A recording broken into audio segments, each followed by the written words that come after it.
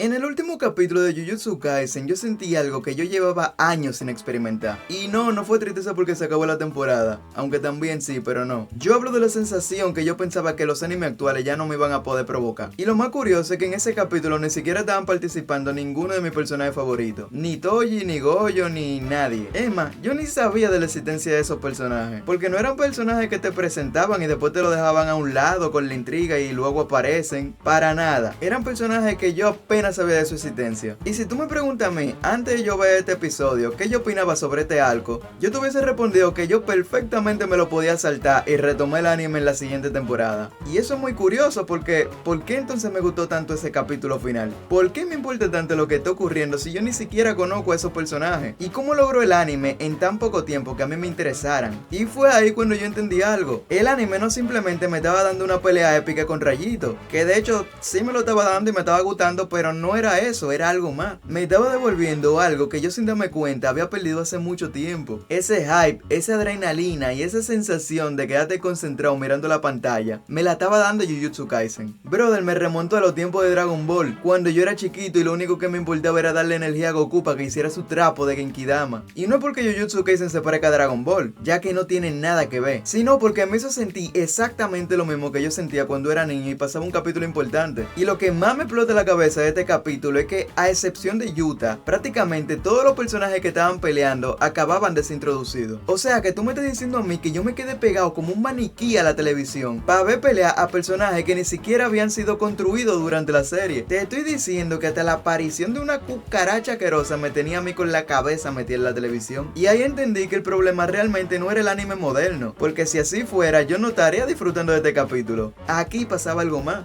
Pero entonces yo me pregunté, ¿qué hizo Jujutsu Kaisen para darme un capítulo que me remontase a cuando yo disfrutaba tanto genuinamente del anime? ¿Qué es lo que a mí me impide seguir viendo obras que me transmitan exactamente lo mismo? ¿Será que el problema soy yo? ¿Será que uno simplemente creció y dejamos de emocionarnos por ese tipo de cosas?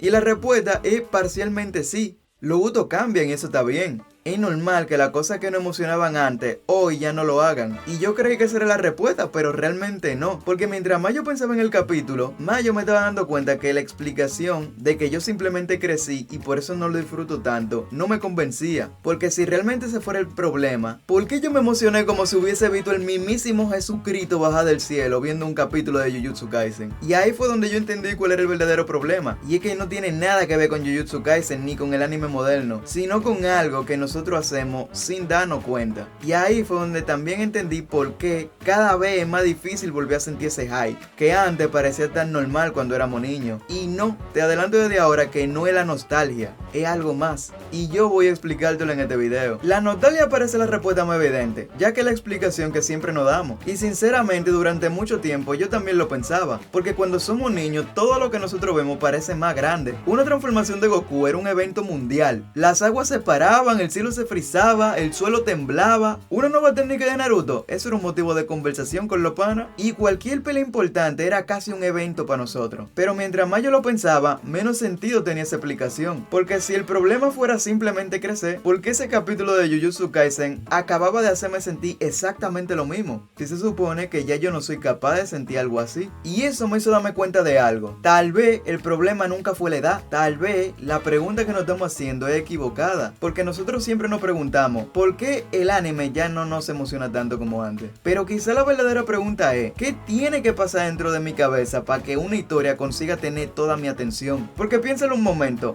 ese episodio tenía todo para que a mí no me interesara. Primero, no era la pelea final de la serie, no era un Gojo contra Sukuna, y la mayoría de personajes estaban acabando de aparecer, y aún así yo no podía dejar de mirar, así que decidí volver a repasar el capítulo, no para disfrutarlo, que lo hice, sino para investigarlo. Y fue ahí donde yo empecé a notar un patrón, uno muy simple y que a mí me sorprende no haber visto antes. Mientras veía el capítulo, empecé a pausarlo cada vez que aparecía algo impresionante, algo que me hiciera sentir curiosidad, y me hice una pregunta: ¿qué acababa de pasar hace 10 segundos para que mi atención aumentara de repente? Yo pensaba que iba a encontrar una respuesta, pero encontré algo más interesante. porque cada vez que mi atención estaba a punto de desaparecer, el episodio hacía algo para romper ese equilibrio. Y no hablo de meter más explosiones, que sí, metían más explosiones, pero yo me refiero a que justo cuando mi cerebro empieza a asimilar lo que está sucediendo, el capítulo daba un giro. Y fue ahí donde yo entendí que el verdadero enemigo del hype no era el paso del tiempo, sino que era la comodidad. ¿Cómo que la comodidad? Bueno, te explico. Porque nuestro cerebro tiene una habilidad increíble. Aprende patrones a una velocidad absurda. Y de hecho, es precisamente esa capacidad que nos hace nosotros poder ver y escuchar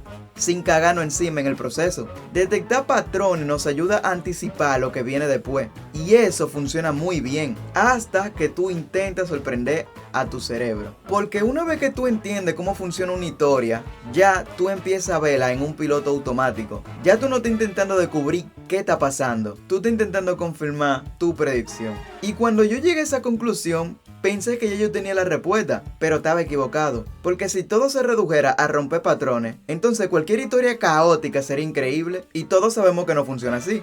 Hay películas que son un desastre. Hay anime donde pasan 20 cosas por segundo y como quiera aburren. Así que evidentemente tiene que pasar algo más. Algo estaba haciendo ese capítulo que yo todavía seguía sin descubrir. Y fue exactamente ahí donde apareció una cucaracha. Seamos sinceros, hasta ese instante la pelea ya estaba siendo muy buena. Yuta estaba demostrando el por qué uno de los personajes más fuertes de la serie. Todo parecía ir por un camino bastante claro. El típico camino que hemos visto cientos de veces. Un personaje fuerte contra un enemigo fuerte hasta que uno de los dos termina siendo superior.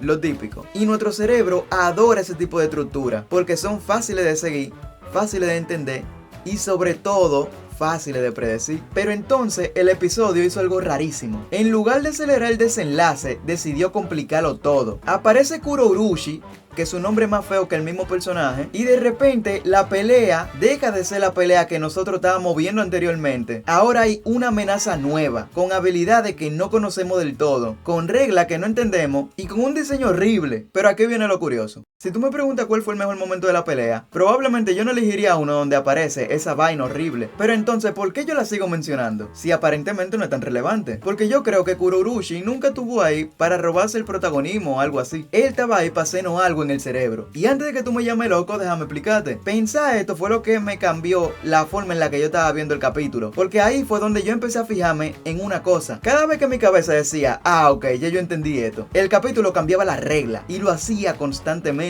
Y ahí fue cuando yo me hice la siguiente pregunta: ¿cuántas veces el capítulo rompe deliberadamente las expectativas de nosotros? Así que volví a analizar el capítulo, pero con una misión: no analizar la pelea, que lo hice, pero también ver cuántas veces el episodio impedía que mi cerebro se sintiera cómodo. Y el resultado me sorprendió muchísimo, porque descubrí que prácticamente no hay un solo minuto en el capítulo donde el propio capítulo no te esté planteando nuevas preguntas. Apenas ya tú estás entendiendo cómo pelea a alguien, ya aparece una habilidad nueva. Y cuando tú entiendes esa habilidad, cambia el objetivo del combate. Y cuando ya tú crees que alguien está teniendo la ventaja, entra otro personaje. Y cuando ya tú finalmente piensas, bueno, ahora sí, ya empezó la pelea definitiva de verdad, la vaina vuelve a cambiar. Es como si el episodio tuviese una regla secreta: nunca dejar que el espectador se acomode demasiado. Entiéndase, acomodar demasiado con entender o predecir el capítulo. Y saber esto ya es una gran pista. Pero todavía había un problema, porque romper expectativas no siempre significa ser una buena historia.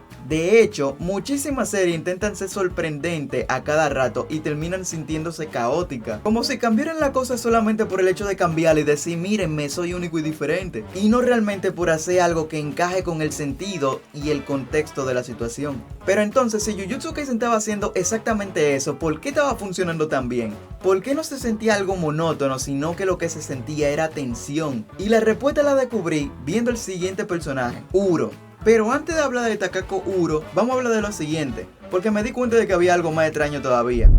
Aprovecho este momento del video para decirte que si el contenido te está gustando, por favor le dé like y te suscribas, porque eso me va a ayudar muchísimo a seguir creciendo. Gracias y continuamos con el video. ¿Por qué con Kurourushi no fue la única vez que yo sentí esta sensación? Así que yo empecé a retroceder el episodio y vi algo curioso. Mientras más lo analizaba, más veía el mismo patrón repetirse. Era casi como si alguien hubiese diseñado el capítulo para que mi atención nunca pudiera parar. Así que yo dije, ok, aquí se acabó el relajo. Y agarré un cronómetro. Calculé el intervalo de tiempo que pasaba entre que sucediera una cosa y otra en el capítulo. Y adivinen, en menos de un minuto el contexto de la pelea y de todo el capítulo vivía cambiando constantemente. Entre personaje, ataque, cambio de escenario y entrada de personaje, todo se sentía muy frenético y eso era bacanísimo. Ahí me di cuenta que teníamos que quitarle el premio a TikTok de generador de dopamina y dárselo a Jujutsu Kaisen. Viendo esto, yo entendí que el capítulo no estaba construyendo una pelea, estaba construyéndonos preguntas. Porque pensemos, cuando aparece Kuro Urushi, nos planteamos la siguiente pregunta: ¿cómo van a derrotar al personaje? E inmediatamente cuando esa duda desaparece, aparece Uro y la pregunta cambia: ¿qué poder tiene Uro? Uno ni siquiera entiende su técnica. Solo vemos que la tipa deforma el espacio, que los ataques de los personajes cambiaban de dirección, que el cielo parecía convertirse en una superficie sólida y que en resumen el personaje estaba rotísimo. O sea, la tipa podía distorsionar la realidad a voluntad. Así que después de yo llamar a Activision y decirle que la baneen, me di cuenta de algo. Cuando esta clase de acciones ocurren, el cerebro deja de pensar en quién va a ganar. Ahora solamente estamos intentando entender lo que estamos viendo. Y esto es lo más importante, porque cuando una obra consigue que tú estés ocupado entendiendo lo que está sucediendo en el presente, tú dejas de querer adivinar el futuro. Y ahí fue donde yo empecé a sospechar que la verdadera batalla nunca fue Yuta contra Uro, ni contra Kuro Urushi, ni contra Ishigori, que por cierto fue el mejor, sino que la verdadera batalla era el capítulo contra mi capacidad de predecir, y yo iba perdiendo, porque cada vez que yo creía que había entendido una regla, aparecía otra. Y cuando tú por fin entiendes cómo funciona Uro, entra Ishigori y mi cabeza empieza a fundirse pero entretenerse a la vez. Y aquí es donde yo tengo que admitir algo. Cuando apareció Ishigori yo pensé, bueno, este sí ya va a ser el último porque es lo lógico. Ya son 3 personajes, ya hay un escenario, ya son demasiados elementos. Lo normal sería que a partir de aquí, la pelea simplemente avanzara hacia su desenlace. Pero otra vez, señores, yo me equivoqué, porque el episodio no se conforma con cambiar a los personajes, empieza también a cambiar el ritmo, y eso lo hace más peligroso todavía. Porque una cosa es que yo me sorprenda con personajes, pero otra muy distinta es sorprenderme con el tiempo. Y fue justo ahí, cuando apareció un detalle que terminó de convencerme. Yuta se pone un anillo, y nos dejan saber que él tiene 5 minutos con ese poder. Ya, eso era todo. 5 minutos. Y sin yo darme cuenta, esa fue la primera vez en todo el capítulo en el que yo empecé a analizar el tiempo. Un simple anillo, 5 minutos nada más. Y sin embargo, creo que ese fue el momento donde el episodio terminó de engañar mi cerebro. Porque hasta ese momento la incertidumbre venía de afuera. Yo no sabía quién iba a aparecer. Yo no sabía qué habilidad tenía el siguiente enemigo. Yo no sabía cómo iba a cambiar la pelea. Pero con ese anillo, la incertidumbre cambió de lugar. Ahora estaba todo centrado en Yuta. Y eso cambió todo. Porque desde el momento en el que tú escuchas 5 minutos, tu cerebro empieza a maquinar con el tiempo. Empieza a decir cuánto tiempo habrá pasado. ¿Se le estará por acabar? ¿Habrán pasado 2 minutos? ¿Solamente 3? ¿Cuánto tiempo va? Y ese elemento a mí me encanta. Parecido a Gogeta en Dragon Ball. Y lo fascinante es que esa pregunta nunca desaparece. Se queda acompañándonos durante el resto de toda la pelea, incluso cuando el capítulo está mostrando otra cosa. Y ahí fue donde yo vi algo que me pareció brillante. El episodio no solamente estaba alimentando mi curiosidad, también estaba creándome una ansiedad. Pero no es ansiedad de una niña de 15 años que llora sin razón, sino ansiedad de la buena. Ansiedad de la que yo sentía de niño cuando me iban a dar un regalo. Ansiedad como la que yo siento de que llegue el viernes porque la semana está siendo una mierda. Ese tipo de ansiedad. Y cuanto más yo pensaba en eso, más claro se veía el patrón. Primero te dan una pregunta y antes de que tú puedas responderla te dan otra.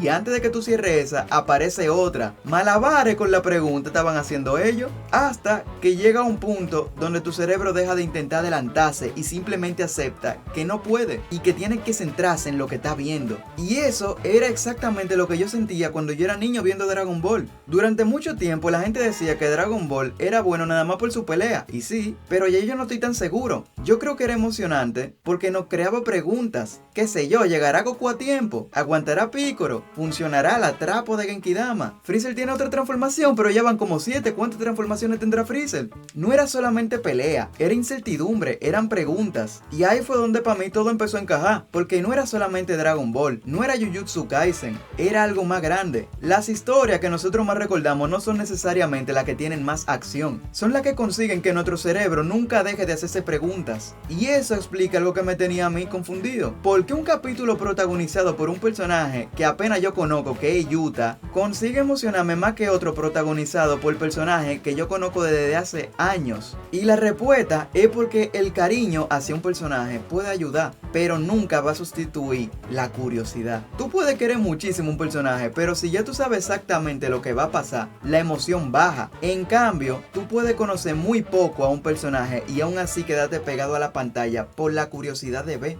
y querer saber qué va a suceder. Si la historia consigue que tú no puedas anticipar el siguiente minuto, te va a generar curiosidad. Y yo creo que ahí está el error que cometemos muchos. Confundimos el apego con atención. Pensamos que seguimos viendo una serie porque nos gustan sus personajes, pero la realidad es que seguimos viendo porque queremos respuestas. Y cuando una historia deja de hacer preguntas, empieza a perder nuestra atención. Y ahora sí, damas y caballeros, por fin estamos listos para volver a la pregunta que inició todo este video. ¿Por qué Jujutsu Kaisen me hizo sentir algo que yo llevaba años sin sentir viendo anime? Y la respuesta no era porque me devolvía a mi infancia o algo del estilo. Era algo más interesante. Jujutsu Kaisen estaba consiguiendo que durante 20 minutos mi cerebro dejara de comportarse como suele hacerlo. Y es que hay algo que yo todavía no te he dicho. Resulta que el problema de crecer no es que nosotros perdamos la imaginación, es que ganamos experiencia. Y la experiencia es un arma de doble filo, porque gracias a ella, hoy nosotros podemos ver un anime nuevo. Y antes del capítulo 3, sabemos lo que va a pasar en el capítulo final, quién va a ser el rival final, qué va a suceder, quién va a morir, quién va a despertar un poder, quién va a traicionar.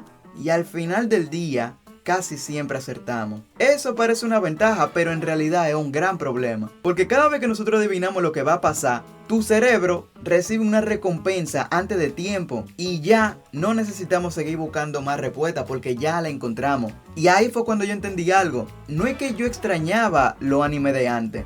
Yo extrañaba el no saber. Cuando yo era niño, yo no entendía cómo funcionaban las historias. Yo no conocía los clichés y no sabía identificar nada de eso. Todo era nuevo para mí y todo podía pasar. Pero hoy mi cerebro analiza mientras mira. Ya no solamente disfrutamos, sino que también predecimos y eso mata el misterio. Y justo ahí me pregunté, ¿qué hizo Jujutsu Kaisen entonces? Porque Jujutsu Kaisen consiguió derrotar esa experiencia. Consiguió que mi cerebro, que llevaba más de 10 años viendo anime, dejara de sentirse inteligente por un momento y volviera a sentirse curioso y expectante de lo que va a suceder. Y ahí fue donde yo entendí el por qué yo pensé en Dragon Ball cuando vi este capítulo. No porque Dragon Ball fuera mejor, ni porque tenga algo parecido con Jujutsu Kaisen, sino porque ambos consiguieron exactamente lo mismo en mí: apagar mi cerebro y hacerme disfrutar del anime.